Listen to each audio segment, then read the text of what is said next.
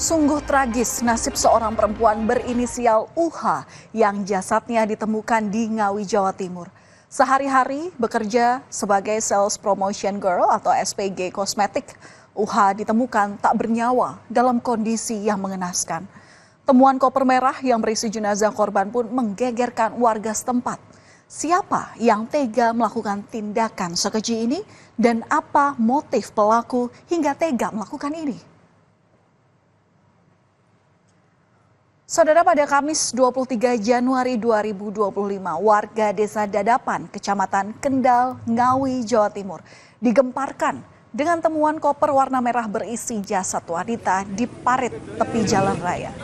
Koper berisi jasad wanita tanpa identitas ini ditemukan oleh seorang warga saat akan membuang sampah. Koper merah tersebut terbungkus karung menyerupai paket ekspedisi. Polisi yang memeriksa isi koper tersebut melihat bahwa jasad wanita ini dalam kondisi tidak utuh. Jasad korban langsung dibawa ke rumah sakit untuk diidentifikasi. Polisi kemudian bergerak mencari bagian tubuh korban yang hilang. Terus ya pagi saya kesini buang sampah. Nah, itu terus niatnya cuci tangan kan. Cuci tangan, kok di sungai ada koper. Kompornya sudah dibungkus atau apa seperti apa sebetulnya? Masih seperti dalam bentuk paketan itu. Oh, dilakban gitu? Paket kurir itu loh. Oh. Dilakban sama plastik hitam sama dilakban persis seperti paketan.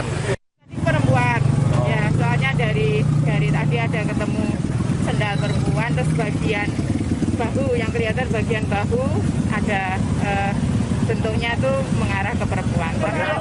Kalau dari dalam koper seperti itu posisi masih itu kemungkinan juga enggak utuh. Setelah dilakukan identifikasi, muncullah identitas korban. Namun saudara, kami sengaja menyamarkan identitas korban karena untuk melindungi anak korban. Korban adalah UH asal Garum, Blitar, Jawa Timur. Pihak polisi kemudian menghubungi keluarga untuk memastikan identitas korban. Pihak keluarga memastikan bahwa korban mutilasi di Ngawi ini benar adalah UH.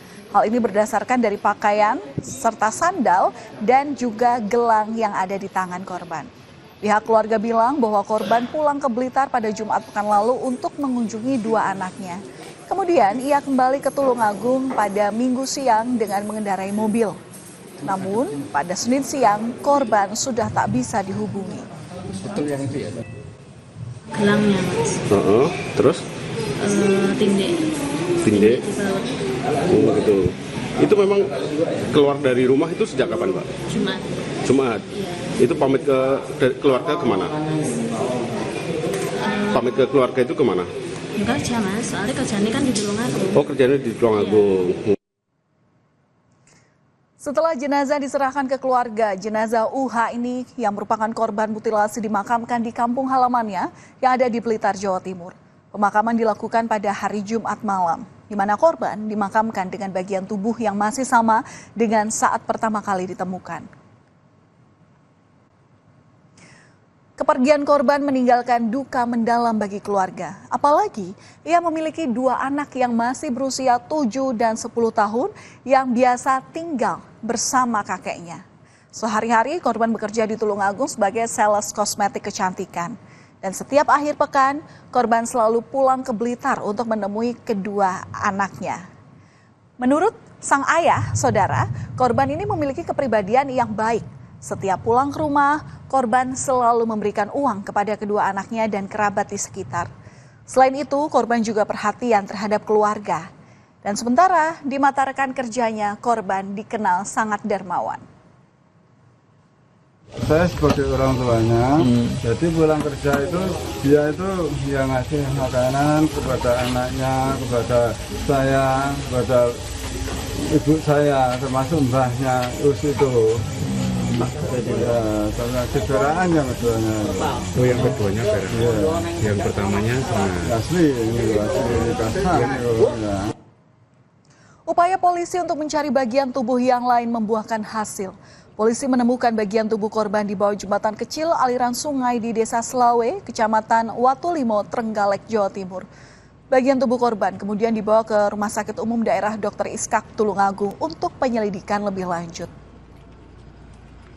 Tidak hanya di Trenggalek, saudara, bagian tubuh korban juga ditemukan di Ponorogo, Jawa Timur. Polisi menemukan bagian tubuh korban di area hutan di Desa Sampung, perbatasan dengan Magetan. Bagian tubuh korban kemudian disimpan di kamar jenazah RSUD Dr. Haryono, Ponorogo.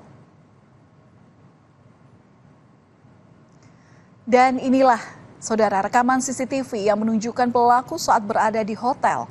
Pelaku tiba di hotel tidak seorang diri, melainkan bersama dengan seorang pria yang diduga adalah saudara pelaku. Dalam rekaman ini, pelaku terlihat keluar dari kamar menuju mobil untuk mengambil koper. Kemudian, pelaku membawa koper ke dalam kamar hotel. Sedangkan pria yang diduga merupakan saudara pelaku duduk di luar kamar. Pada tanggal 20 Januari 2025, pukul setengah 6 pagi, pelaku kemudian keluar kamar dengan membawa koper. Koper berwarna merah inilah yang kemudian dimasukkan ke dalam mobil. Koper merah ini diduga telah berisi jasad korban yang telah dimutilasi. Selain pemeriksaan saksi, rekaman CCTV hotel inilah jadi salah satu amunisi polisi untuk mengantongi identitas pelaku.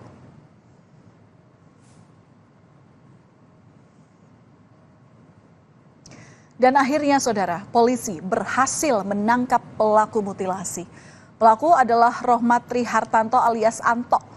Penangkapan ini dilakukan polisi di wilayah Madiun, Jawa Timur. Pelaku sempat tersenyum saat ditangkap. Selanjutnya, pelaku dibawa ke Polda Jawa Timur untuk pemeriksaan lebih lanjut. Pelaku kemudian hanya bisa tertunduk saat digiring polisi ke Polda Jawa Timur.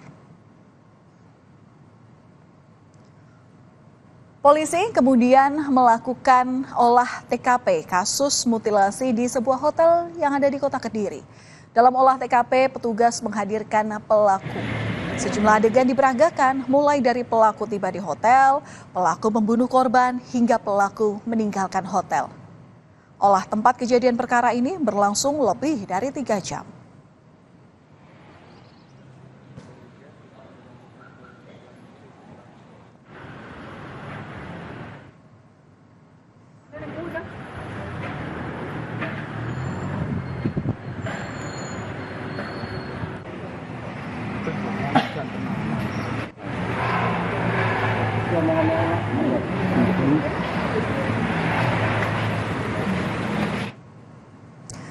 Cemburu dan sakit hati, itulah ternyata motif pelaku tega membunuh korban.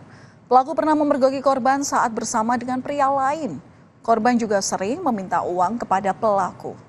Motif lain adalah kekesalan pelaku yang kerap tersinggung oleh ucapan-ucapan korban.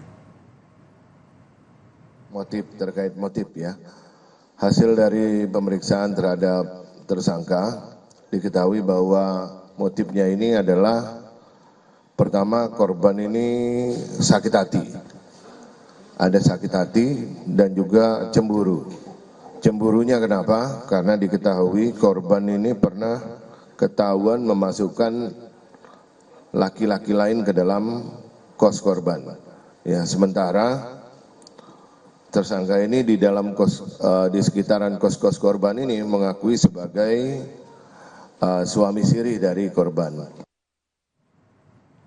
Polisi masih menelusuri potensi ada yang tersangka lain dalam kasus mutilasi ini. Pasalnya, pelaku sempat meminta bantuan untuk antar jemput, mengambil koper, dan kembali kepada saudaranya. Hal ini dilakukan karena polisi melihat pelaku tidak sendirian ke hotel setelah mengambil koper. Sementara itu, keluarga korban berharap agar pelaku mendapat hukuman mati karena telah membunuh keluarga mereka dengan keji. Ayah korban mengungkapkan ingin agar jenazah anaknya ini bisa disatukan kembali agar bisa segera dimakamkan. Harus hukum berat. Jadi kalau bisa ya anak saya sampai jadi korban ya harus dihukum mati. Pengen hukum mati Pak ya? Yang bertindak melukai anak saya sampai jadi korban itu. Dimakamkan Pak. Dijadikan satu.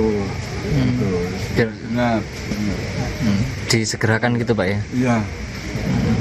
Memprihatinkan sangat juga. Pelaku kini harus merasakan dinginnya jeruji besi. Pelaku dijerat pasal berlapis tentang pembunuhan berencana dengan ancaman hukuman mati atau seumur hidup. Kami masih akan kembali usai jeda dengan informasi mengenai sebuah truk durian yang terguling di Way Kanan Lampung. Barang muatan dan uang dijarah oleh warga.